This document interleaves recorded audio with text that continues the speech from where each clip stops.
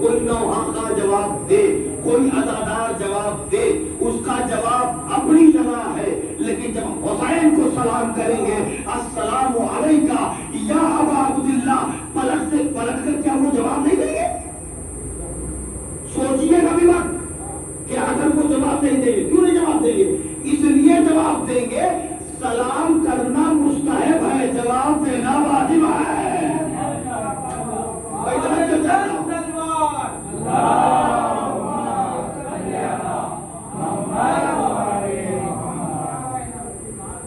ایک سلام پڑھو محمد والے محمد۔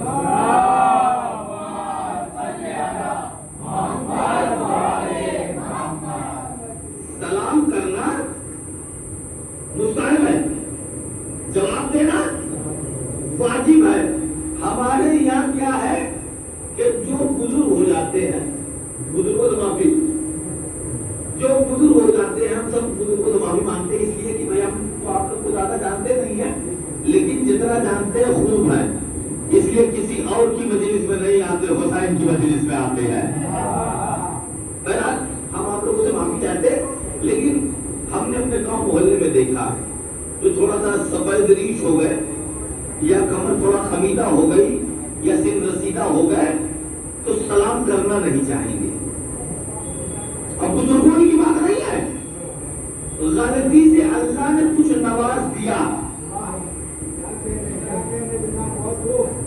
کچھ ہو گئے، مجھ جیسا اگر کچھ لوگوں نے مجلسیں سننے شروع کر دی تو میں اپنے آپے میں نہیں رہوں گا، سوچوں گا کہ فلاں نے سلام کرے، میں کو سلام کروں، اور ایٹ کر ان کے گھر والوں سے ملاقات ہو گئی تو کہتے ہیں کہ میاں تمہارا لوٹا مجھے سلام نہیں کرتا۔ اگر کوئی آپ سے یہ کہے کہ تمہارا لوٹا مجھے سلام نہیں کرتا یا تم مجھے سلام نہیں کرتے تو پلٹ کر جواب دیجئے گا کہ اگر ہم ذلیل تھے تو آپ کی شرافت کہاں گئی تھی؟ کیونکہ سلام کرنا واجب نہیں ہے، سلام کرنا مستحب ہے۔ جس حسین کی مجلس ہے نا، اسی حسین کی حدیث سنا رہا ہوں ابھی کو، سلام کرنا مستحب ہے۔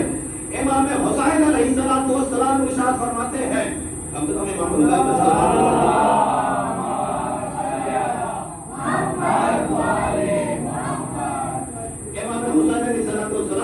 ارشاد فرماتے ہیں جب کوئی سلام کرتا ہے تو اللہ اس کو 70 میں ایک کم ثواب دیتا ہے۔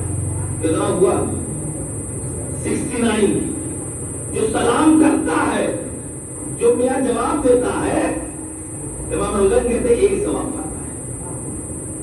ہم یہ سمجھ رہے ہیں سلام جو کرے وہ چھوٹا ہو، اور حسین کہتے ہیں سلام کرنے ہی والا تو میرا بڑا ہوتا ہے۔ کاش میری بات پہنچ جائے۔ ارے کہیں اور نہیں بھائی، علی ہم سے بڑے، حسین ہم سے بڑے، فاطمہ زہرا صلوات اللہ علیہا ہم سے بڑی ہے نا، یہ جتنے حضرات ہیں پنجتن پاک ہم سے بڑے ہیں کہ نہیں؟ مگر پنجتن پاک میں بھی علی اور حسن اور حسین اور زہرا سے بھی بڑا کوئی ہے جسے رسول کہتے ہیں۔ بات پہنچنی چاہیے، رسول تو سب سے بڑے ہیں نا بھائی، رسول نہ ہو تو پھر علی جانشین کس کے ہوتے؟ رسول کے جانشین ہیں علی، تو یعنی پتہ چلا علی سے بڑے ہیں رسول۔ اور رسول کے لیے اہل سنت والجماعت کی معتبر کتابوں کی حدیثیں بتا رہا ہوں میں کہ وہ فرماتے ہیں کہ 9 مہینے تک مسلسل رسول خدا جناب زہرا کے دروازے پر آ کر کہتے تھے السلام علیکم یا اہل بیت النبوہ، اے اہل بیت النبوت تم پر میں سلام ہو، جس کو رسول سلام کرتے ہیں اسے علی کہتے ہیں، حسن کہتے ہیں، حسین کہتے ہیں۔ ایک صلوات پڑھیں محمد والے محمد۔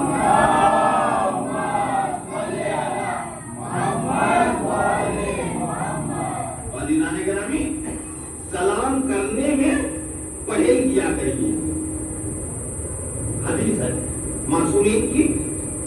معصومین کیا؟ معصوم تو بہت سے ہیں، لیکن مولا کائنات قدیم کے سرتاج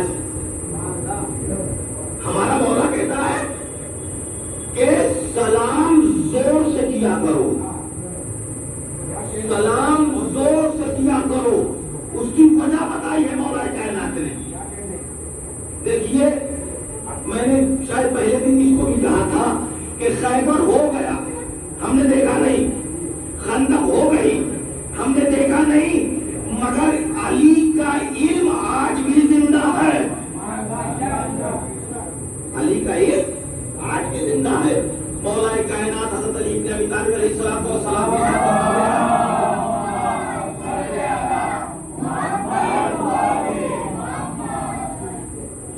کہتے ہیں جو زور سے سلام کرتا ہے اس کا غرور جاتا رہتا ہے۔ عزیزوں، خالی یہی بتایا کہا زور سے سلام کرو، اپنے گھر والوں کے ساتھ ذرا مسکرا کے ملو۔ یہ مولا کہہ رہے ہیں اپنے گھر والوں کے ساتھ مسکرا کے ملو، یعنی علی بتانا چاہتے ہیں نمازی بعد میں بننا، پہلے انسان بن جاؤ۔ ایک صلوات پڑھے محمد وآل محمد۔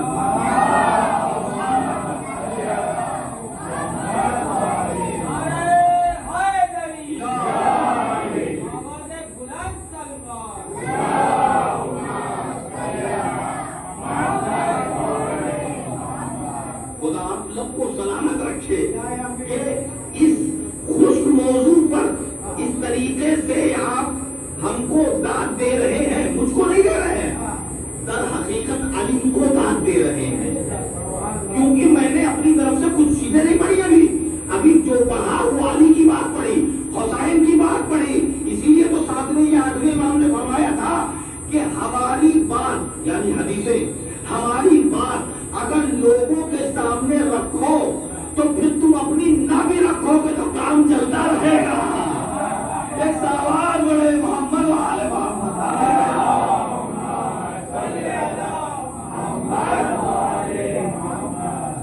اور عزیزوں، جب اتنا آپ کے ذہنوں کو آمادہ کر لیا ہوں تو میں اب کہوں گا کہ رسول اکرم سلام کرتے تھے تو سلام میں پہل کرنی چاہیے۔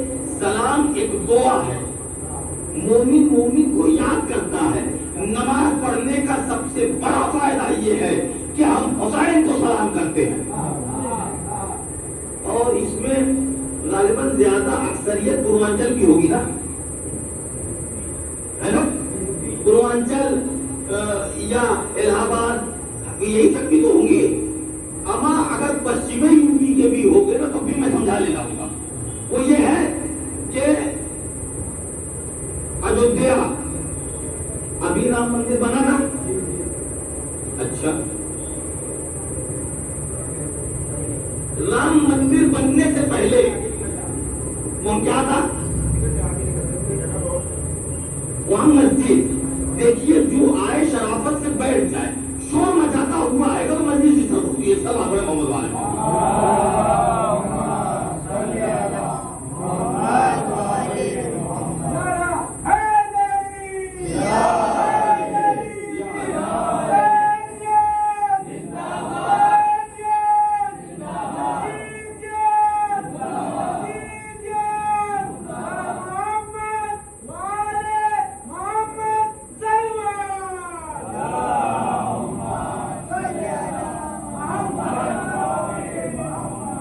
دیکھیے کسی کے ولیمے میں گڑبڑی ہو جائے نا، ادھر ادھر دائیں بائیں لوگ دیکھ رہے ہیں، دیکھیں ہم سے کیا مطلب ہے، کسی کے باپ کا 40واں ہم سے کیا مطلب ہے، لیکن خدا حسین کی مجلس کو حسین کی مجلس رہنے دیجیے۔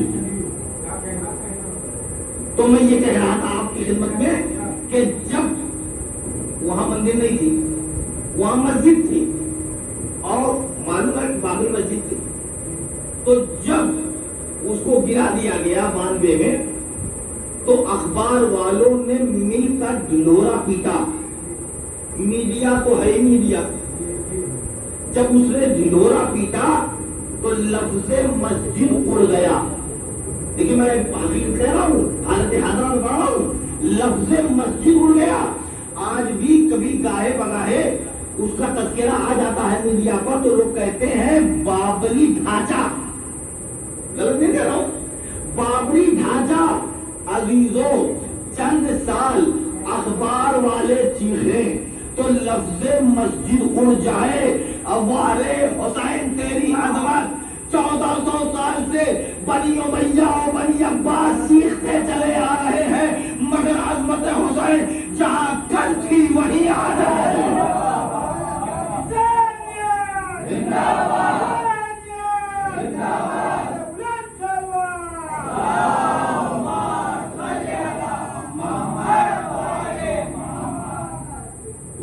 عظمت حسین جہاں کل تھی عظمت حسین وہاں آج ہے عظمت حسین. عزیزوں میں انشاءاللہ آگے کی مجلسوں میں امام حسین علیہ السلام کے سلسلے میں پڑھوں گا، کیونکہ یہ پورا عشرہ امام حسین علیہ السلام سے منسوب ہے.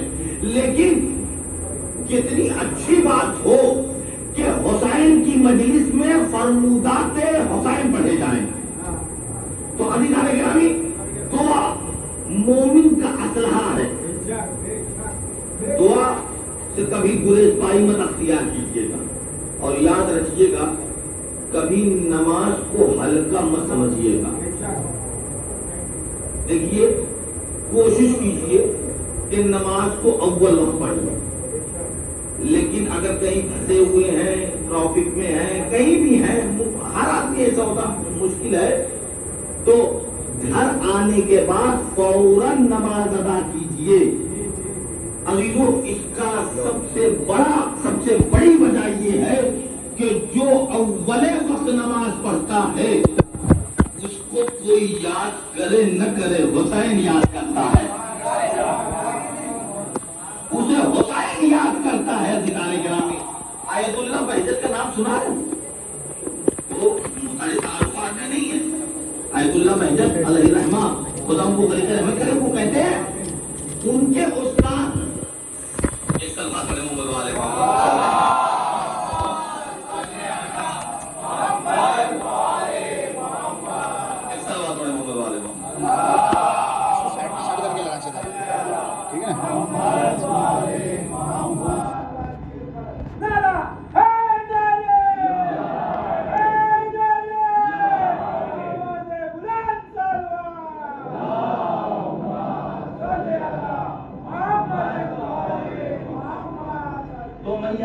آپ کی خدمت میں کہ آیت اللہ بہجت کے استاد جن کا نام ہے سید علی نجف اشرف میں.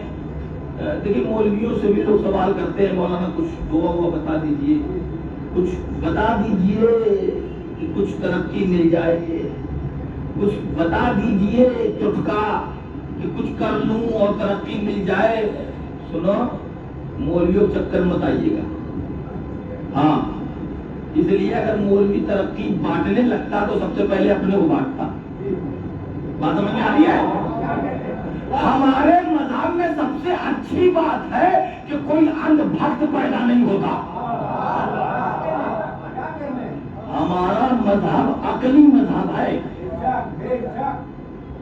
اگر کچھ کرنا ہے تو بہترین معصومین کے فرمودات ہیں، ان کے ارشادات ہیں، ان کی حدیثیں ہیں، اس پر عمل کیجئے، انشاءاللہ کامیابی ملے گی. روزی میں برکت چاہتے ہیں تو سورہ واقعہ پڑھیے. اولاد چاہتے ہیں انا اطعنا کی روزانہ کثرت سے تلاوت کیجئے. موقع نہیں ملتا تو آئے قبیل پڑھنے کا تو گھبرانے کی بات نہیں ہے. ہمارا مذہب ہر چیز کی پڑیا رکھتا ہے. ہمارا مذہب ہر چیز کی پڑیا رکھتا ہے. وہ کہتا ہے کہ اگر تمہیں یہ سوال بڑے محمد والے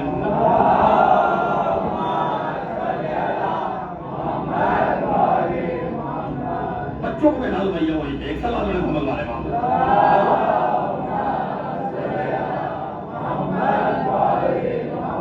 ایک سوال بڑے محمد والے محمد.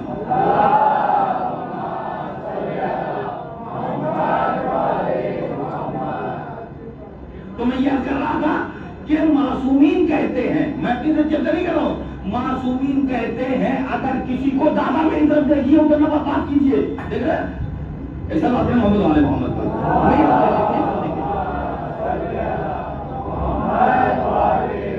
میں یہ عرض کر رہا ہوں. دیکھیے میں اس لیے نہیں کہہ رہا ہوں کہ مجھے توجہ سے سنیے بھائی، میں اپنی جیب سے کچھ نہیں عرض کر رہا ہوں. جو عرض کر رہا ہوں معصوم، میں نہیں چاہتا کہ معصوم کی بات ہوا ہوائی میں ختم ہو جائے. اگر کوئی ایک بھی عمل کر لے گا وہی مجلس کی کامیابی ہے، چاہے ہم دعا کرے یا نہ کرے. ابھی دانے محترم معصوم کہتے ہیں وقت نہیں ملتا دعائے کمیل کا تو نہ پڑھو، کوئی فرق نہیں پڑتا. دعائے مسنون نہ پڑھو، دعائے تمسل نہ پڑھو. قرآن تو ویسے تو روزانہ 50 آیتیں پڑھنے کا آدمی وعدہ کر کے آیا ہے اللہ کے یہاں سے. اللہ میاں کے یہاں سے 50 آیت پڑھنے کا وعدہ کر کے آیا ہے. نہیں موقع مل رہا ہے، واجب نہیں ہے، مت پڑھو. مگر معصوم کہتے ہیں کیا تمہارے پاس اتنا بھی ٹائم نہیں ہے؟ اگر ترقی چاہتے ہو میرے اوپر خوب صلوات پڑھتے رہو، بگڑتا کام بنتا چلا جائے گا.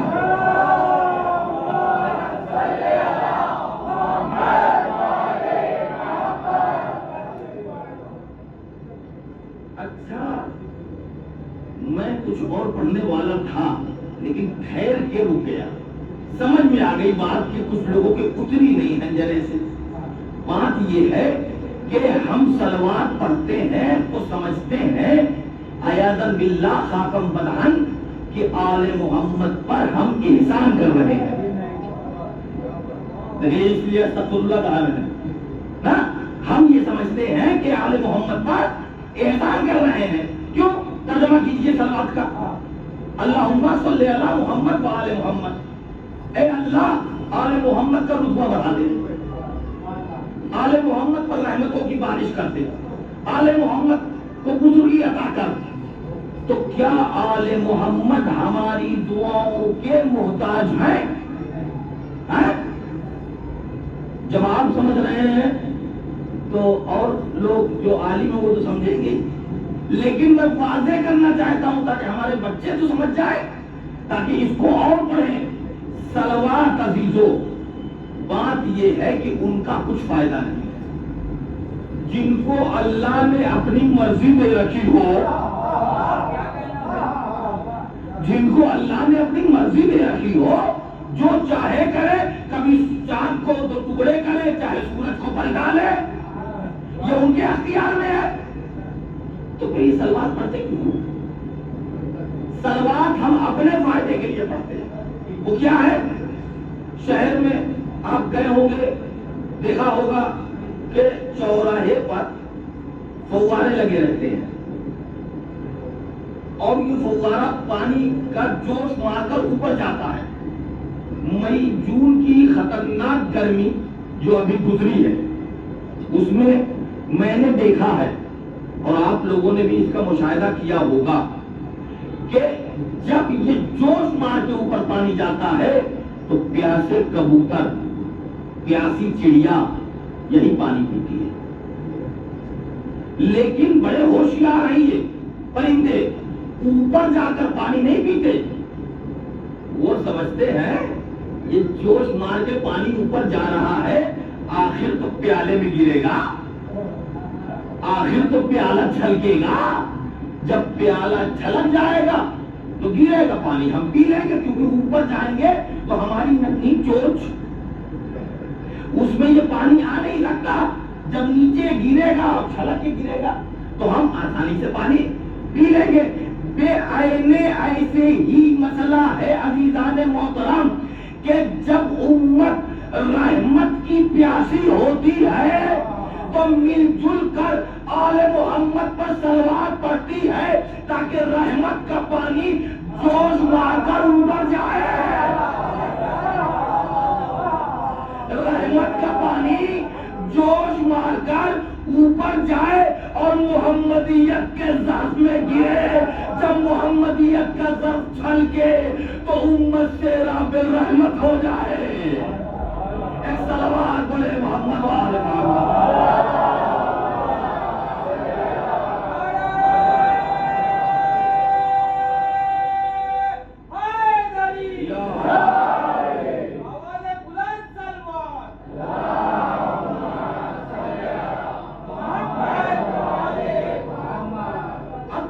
کو ٹائم نہیں ہے نا دعاؤں کے پڑھنے کا، تو یہی آدمی جب سید علی عید اللہ العظمیٰ بہجت صاحب کے استاد سے پوچھتا ہے مولانا کچھ بتا دیجئے کہ کاروبار میں ترقی ورقی ہو جائے، تو انہوں نے یہ نہیں کہا کہ دعائے کمائل پڑھو، انہوں نے یہ نہیں کہا دعائے ابو حمزہ سومانی پڑھو جو ایک پارے کے برابر ہے، انہوں نے یہ نہیں کہا تلاوت قرآن پاک کرو، ٹائم نہیں ہے تمہارے پاس، پھر کیا کریں جناب؟ کہا روزانہ اول وقت نماز 1 سال تک پڑھو، بھائی جا تو سنیے گا، کہا 1 سال تک روزانہ اول وقت نماز پڑھو، اور کوئی کام بگڑا ہوا ہے اور تم سمجھ رہے ہو اب تو حتماً یہ کام نہیں ہوگا اور وہ کام نہ ہو تو مجھ پر لعنت پڑھ لینا۔ اما جب علی کے غلام کا ایمان ایسا ہے تو علی کا ایمان کیسا ہوگا؟ سمجھ رہے؟ اسی لیے تو پاؤں سے آپ کے دین نکال لیا جاتا تھا، آپ کو خبر نہیں ہوتی تھی، سمجھ رہے؟ نماز بڑی اہم شے کا نام ہے عزیزو، اور یاد رکھیے مجلس میں فضائل کم ہے اہل بیت کے جتنا نماز میں اہل بیت کے فضائل ہیں۔ میں بتا رہا ہوں نماز میں جتنا فضائل اہل بیت ہے، میں جس مسجد میں نماز پڑھاتا ہوں محمد آباد گوہنا ضلع مئو، ہمارے یہاں سے مئو بھی 22 کلومیٹر ہے اور آدم گڑھ بھی 22 کلومیٹر ہے، بالکل سینٹر میں محمد آباد گوہنا، تو اسے بارے میں وہاں جہاں نماز پڑھاتا ہوں اہل سنت بھی نماز پڑھتے ہیں اس میں، اور شیعہ حضرات، جمعہ ہمارا ہوتا ہے ان کا نہیں ہوتا، یہ ذہن میں رہے۔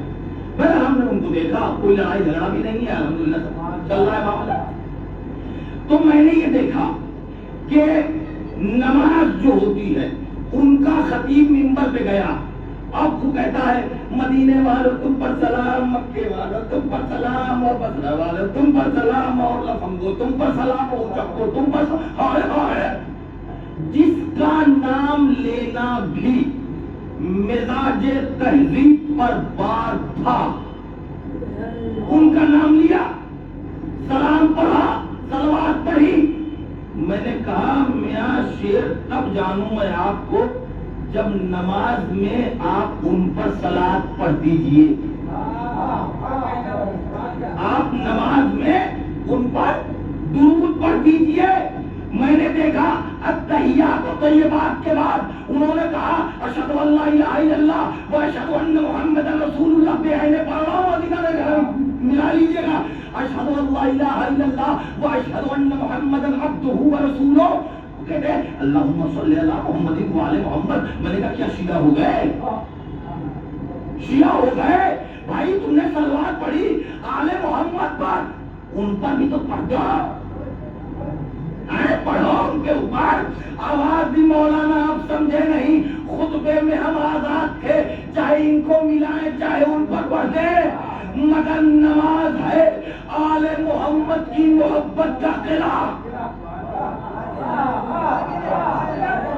نہیں لوگ بیدار نہیں ہو رہے ہیں، علی کی ولایت کا قلعہ ہے نماز۔ یہ نماز میں اگر ان پر نماز میں صلوات ان پر نہ پڑھے کوئی تو اس کی نماز نہیں، اور کوئی ایسے ویسے کے اوپر پڑھتے تو اس کی بھی نماز گئی۔ نماز کی ہمگیریت جامعیت یہ کہتی ہے کہ غیروں کو آنے مت دو، اپنوں کو جانے مت دو۔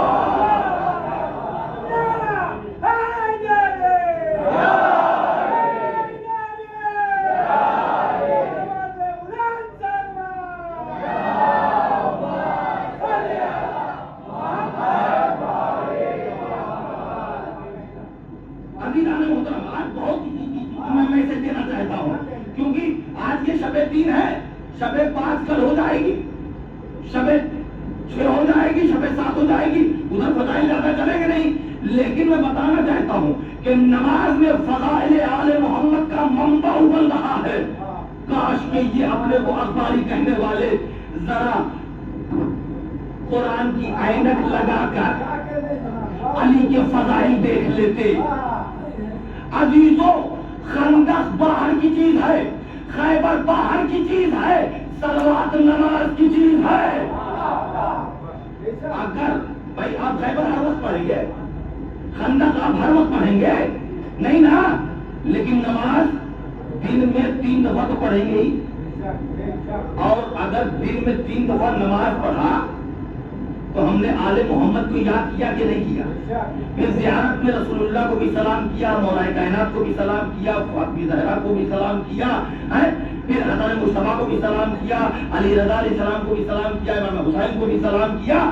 جب روزانہ اپنے پنجتن پاک کو اور 14 معصومین علیہ السلام کو آدمی سلام کرتا ہوا نظر آئے گا تو سن لو ہمارے بزرگ بڑے طاقتور ہونے کے ساتھ رحم دل بھی تو ہے, وہ ہم پر نظر کرم کریں گے. دنیا مل جائے گی, مذہب شیعت نہیں ملے گا.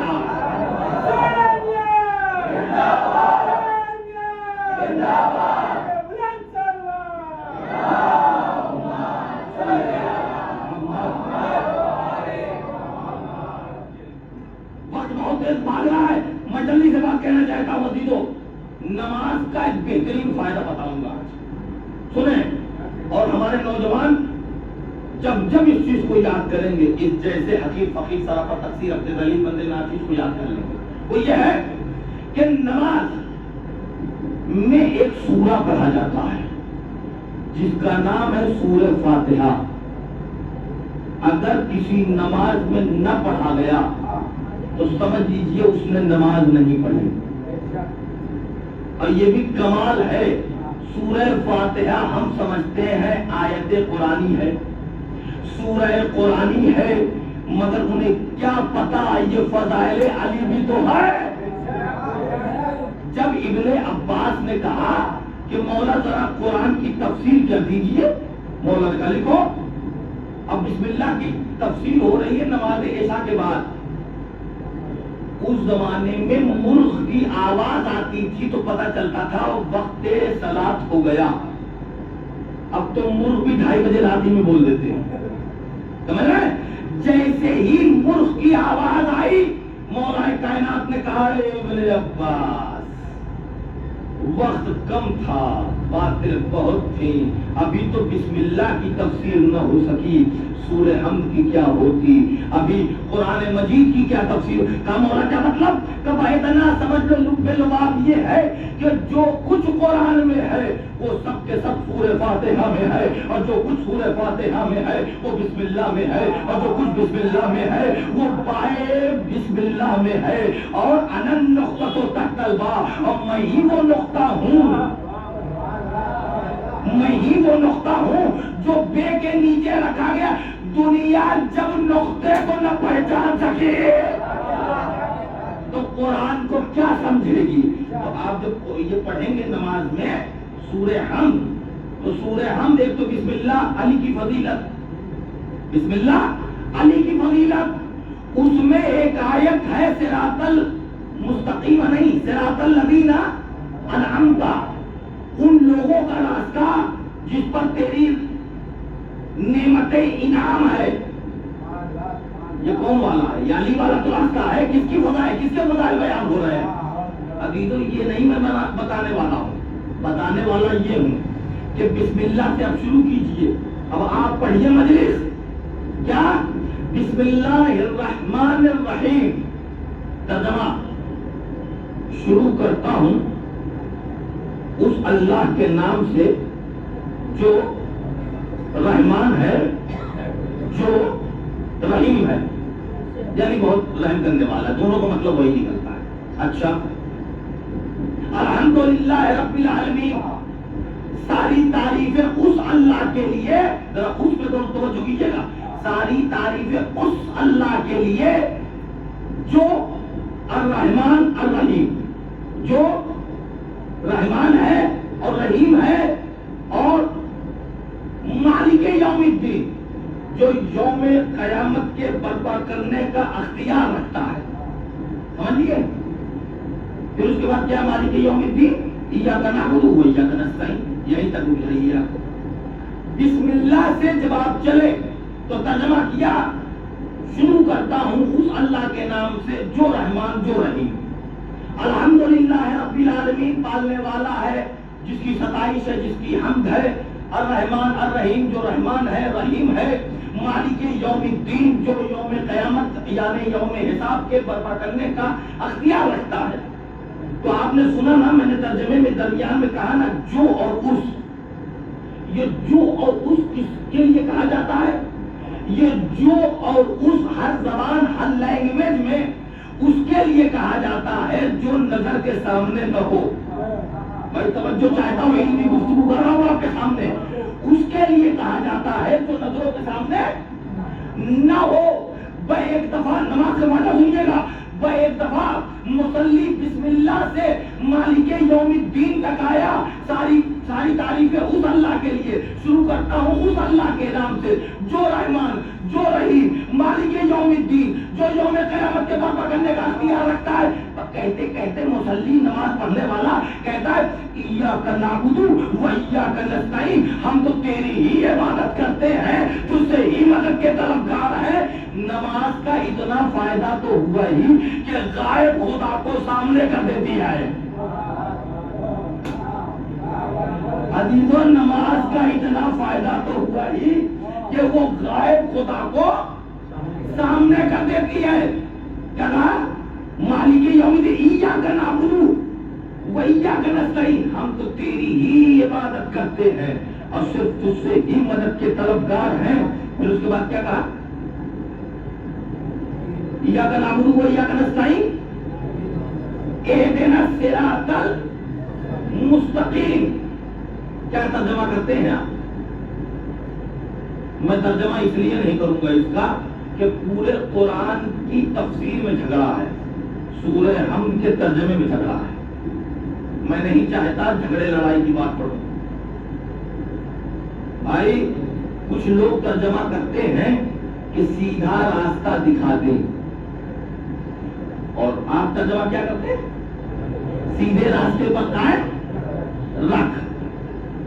عزیزو، ہم برا نہیں مانتے، اس لیے برا نہیں مانتے کہ وہ میرا نانیہال والا ترجمہ ہے اور یہ میرا نانیہال والا ترجمہ ہے. میں نہیں چاہتا نانیہال دادیال آپس میں لڑ جائیں. ہم تو یہاں ملا کے بیٹھے ہوئے ہیں. ترجمہ میرا دونوں صحیح ہے. بزرگ لوگ بیٹھے میری تائید کریں گے. ترجمہ دونوں صحیح ہے. بھائی جنہیں نہیں ملا کیا مار مار کے دکھائیں گے؟ ایک صلوات پڑھے محمد والے محمد پر.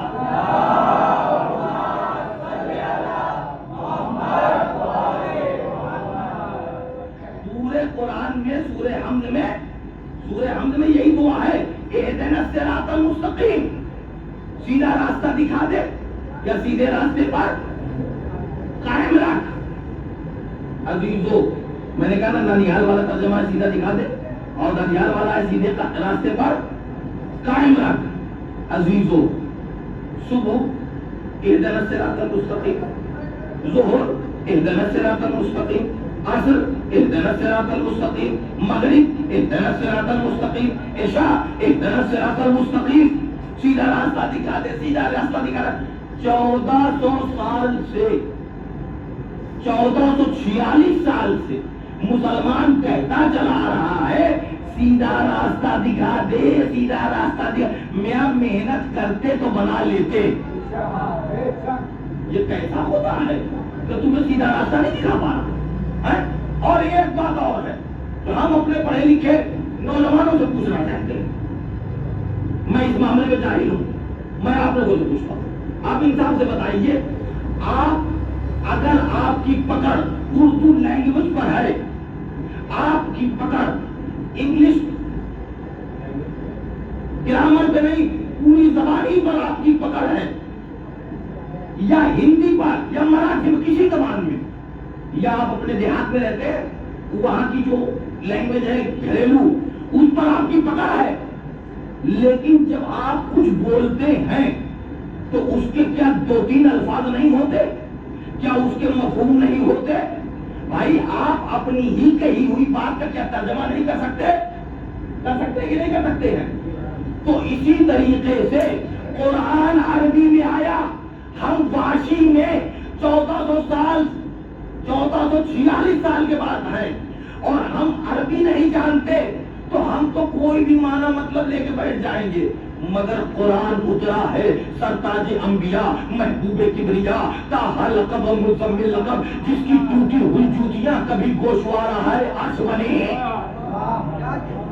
اس کے اوپر قرآن نازل ہوا جو عربی بھی ہے، مکی بھی ہے، مدنی بھی ہے، اس کے اوپر قرآن نازل ہوا، تو کیا وہ ترجمہ نہیں جانتا تھا اہدنا الصراط المستقیم کا؟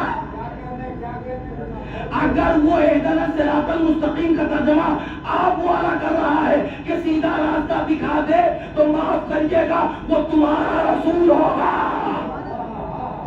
ہمارا رسول تو وہ ہے جو سیدھے راستے کو جانتا ہے۔ اور عزیزوں، اب اتنے دیر تک آپ نے بہت ہی شانتی پوروک سن لیا، صلوات پڑھتے ہوئے تھوڑا آگے آ جائیں۔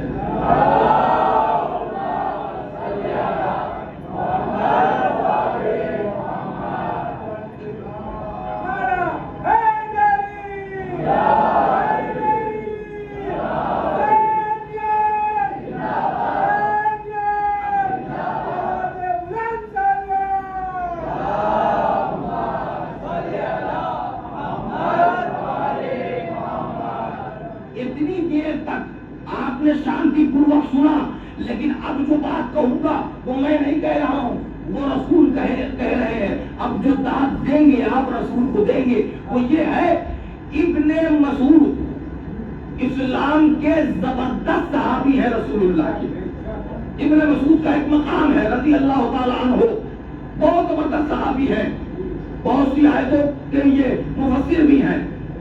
ایک روز مسجد نبوی میں کہنے لگے رسول اللہ سے کہ یا رسول اللہ، قرآن میں اہدنا الصراط المستقیم، یہ سیدھا راستہ کیا ہے؟ رسول ابھی کچھ کہتے کہ دیکھا مجلس پڑھتا ہوں میں تو کچھ ڈسٹرب ہو جاتا تو لوگ ادھر دیکھنے لگتے ہیں، بھائی کئی دفعہ کانڈ ہوا ہے، ابھی ہوا ہے نا، آپ لوگ دیکھنے لگتے ہیں، بے آئینے یہی کانڈ وہاں ہوا تھا۔ جب ابن مسعود نے کہا، عبداللہ ابن مسعود نے کہا کہ یا رسول اللہ یہ بتائیے کہ قرآن میں اہدنا الصراط المستقیم، یہ سیدھا راستہ، اس سے مراد کیا ہے؟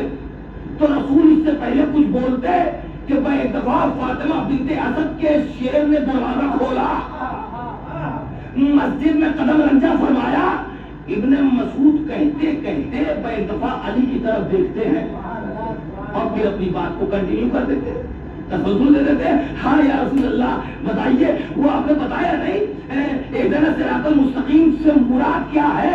رسول اللہ نے کہا اے ابن مسعود، دیکھ بھی رہے ہو اور پوچھ بھی رہے ہو،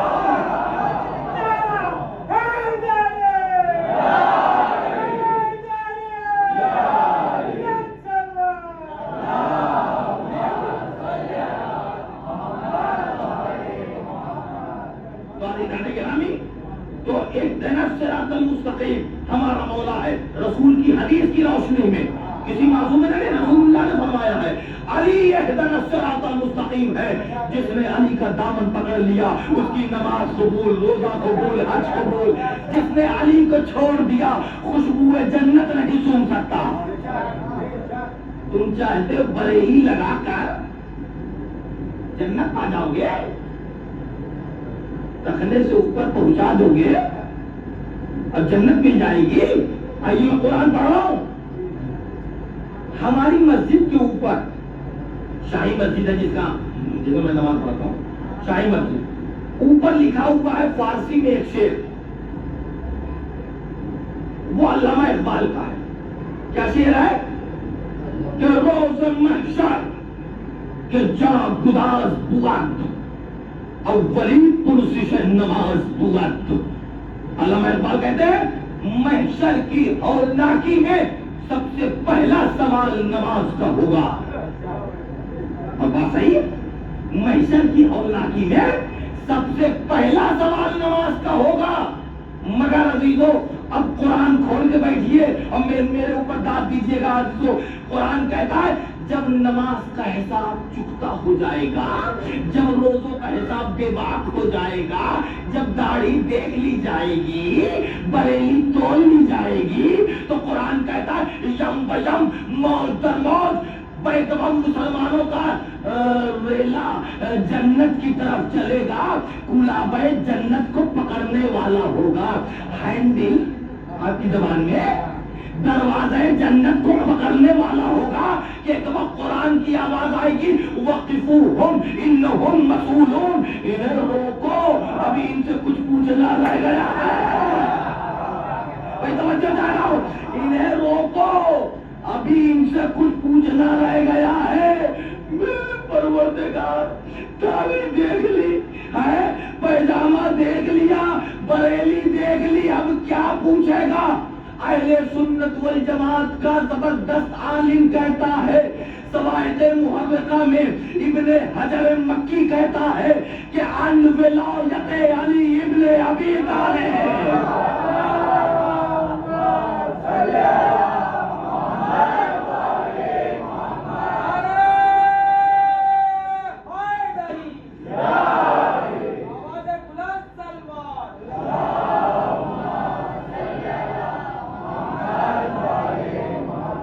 میں نے حوالہ بھی دے دیا، کوئی تردد کا شکار نہ ہو، ڈاؤٹ میں نہ پڑے کوئی.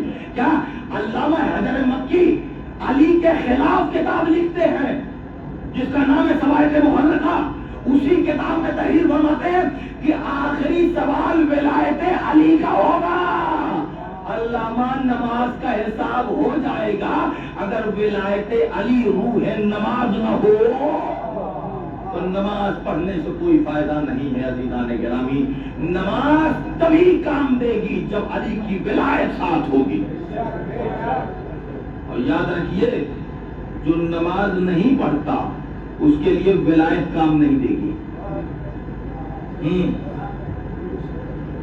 اور جو نماز پڑھتا ہے ولایت نہیں رکھتا وہ بھی چلا جائے گا کھنتی میں، وہ بھی کھائی میں چلا جائے گا. اس لیے بیلنس بنا کے چلو، ولایت کا دامن بھی پکڑو اور نماز کو. خود میرے مولا نے فرمایا لِكُلِّ شَيْءٍ وَجْهٌ، ہر چیز کا چہرہ ہوتا ہے. خالق نبی مولانا کہہ رہے ہیں مولا کائنات کہ لِكُلِّ شَيْءٍ وَجْهٌ، ہر چیز کا چہرہ ہوتا ہے. وَوَجْهُ دِينُكُمُ الصَّلَاةُ، اور تمہارے دین کا چہرہ نماز ہے. اچھا اب وہ ہے تو آپ لوگ یو پی سائڈ کے، لیکن اگر یہاں پر بچے پل کے بڑے ہوئے تو اتنا نہیں جانتے ہوں گے وہ لینگویج جو میں اب استعمال کروں گا. اب کسی کو اعتراض ہوگا اعتراض کر لے گا، ہم ہیں جواب دینے کے لیے. اور میں غلط پڑھوں گا مجھے تو پوچھیے گا، کسی اور کو پوچھیے گا. پڑھا میں نے پوچھے کس سے آپ. کیا علی کی ایک حدیث ہے جس کا ترجمہ میں کر رہا ہوں. مولا کہنا کہتے ہیں جو نماز نہیں پڑھتا، توجہ، جو نماز نہیں پڑھتا وہ مجھ سے دور، مجھ سے دور، مجھ سے دور. یہ عربی کا ترجمہ بہت سنبھل کر کیا ہے جناب، جلدی جلدی کر دوں. در در در ایک جانور کو کہا جاتا ہے عزیزوں. اب آپ خود سوچئے کیوں ایسا ہے؟ نماز پہ زور دیا جا رہا ہے.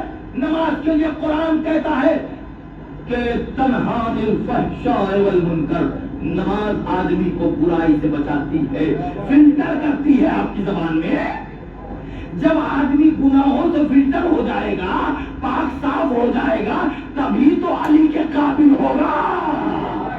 ایک صلوات پڑھے محمد وعلى محمد.